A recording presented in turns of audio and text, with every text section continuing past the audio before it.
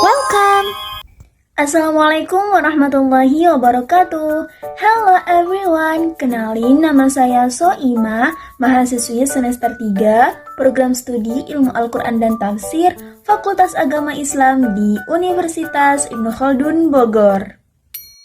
Salah satu tujuan video ini dibuat adalah untuk memenuhi tugas ujian tengah semester dalam mata kuliah terjemah Al-Quran dengan dosen pengampu gurunda kita tercinta Dr. Mukhrij Siddiqi MAG. Teman-teman, tema yang akan kita bahas kali ini adalah perbandingan terjemahan bahasa Arab dan terjemahan bahasa Indonesia, yang nantinya kita akan membahas bagaimana sih cara menerjemahkan dari bahasa Indonesia ke Arab ataupun dari bahasa Arab ke Indonesia. Apakah keduanya memiliki cara yang sama ataukah berbeda? Nah, hal itu akan kita bahas di sini. Oke, pembahasan yang pertama yaitu tentang penyusunan kalimat. Struktur penyusunan kalimat di dalam bahasa Indonesia dan juga struktur penyusunan kalimat di dalam bahasa Arab. Yang pertama kita mulai dari penyusunan kalimat di dalam bahasa Indonesia, yaitu terdiri dari subjek, predikat, dan objek. Subjek adalah pelaku, predikat adalah yang dilakukan oleh pelaku tersebut. Misal kita kasih contoh, saya pergi ke sekolah. Saya itu adalah subjek, pergi itu predikat, ke sekolah itu objeknya. Subjek, predikat, objek. Jadilah suatu kalimat dalam bahasa Indonesia. Nah, dalam bahasa Arab, apakah struktur penyusunan kalimatnya sama?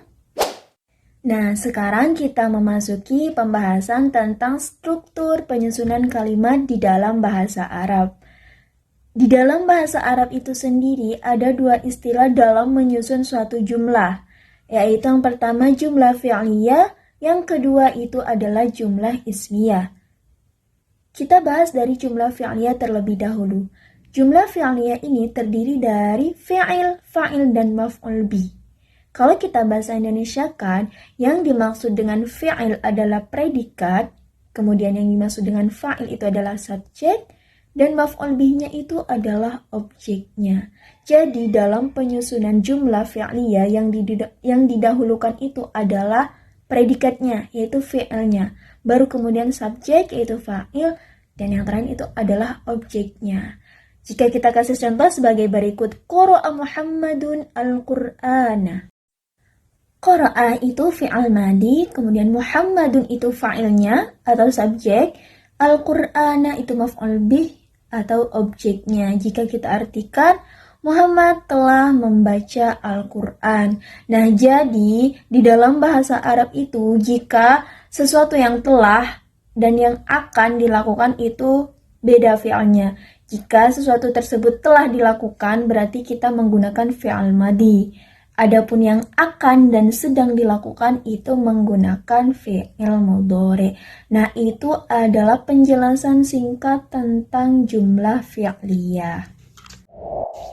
Oke, jika tadi struktur penyusunan kalimat dalam jumlah fi'liyah itu terdiri dari fi'il, fa'il, kemudian maf'ul bih, yaitu predikat, subjek, dan objek, maka jika dibalik misalkan fa'il dulu kemudian fi'il dan kemudian maf'ul bih, subjek, predikat, objek. Nah, jika susunannya seperti ini, itu dinamakan jumlah ismiyah.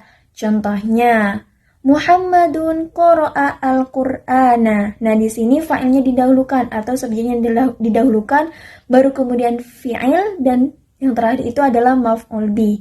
Ini adalah dinamakan jumlah ismiyah. Nah, jika fi'ilnya didahulukan, Qara'a Muhammadun al-Qur'ana, maka itu dinamakan jumlah fi'liyah. Nah, juga jumlah ismiyah juga bisa terdiri dari mubtada dan khobar. Itu adalah perbedaan antara jumlah fi'liyah dan jumlah ismiyah di dalam bahasa. Oke, sekarang kita memasuki tentang urgensi makna di dalam penerjemahan.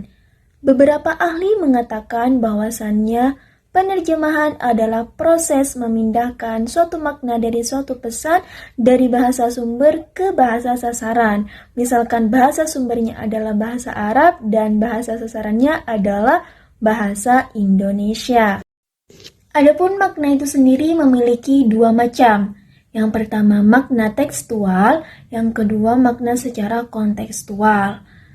Yang dimaksud dengan makna tekstual yaitu kita memahami suatu kalimat atau menerjemahkan suatu kalimat berdasarkan lafdhiyahnya saja atau secara harfiahnya saja. Adapun makna kontekstual yaitu kita mencari tahu dan menggali tentang makna yang tersimpan dari suatu lafadz. Nah, hal ini biasanya digunakan dalam menerjemahkan Al-Quran, di mana kita perlu tahu, memahami, dan menggali tentang makna kontekstual daripada ayat-ayat yang ada di dalam Al-Quran. Agar apa? Agar nantinya pesan yang ada di dalam Al-Quran itu tersampaikan dengan sempurna kepada seluruh umat manusia. Oke, saat ini kita akan memasuki suatu contoh di mana peranan makna ini sangat penting dalam memahami suatu lafadz.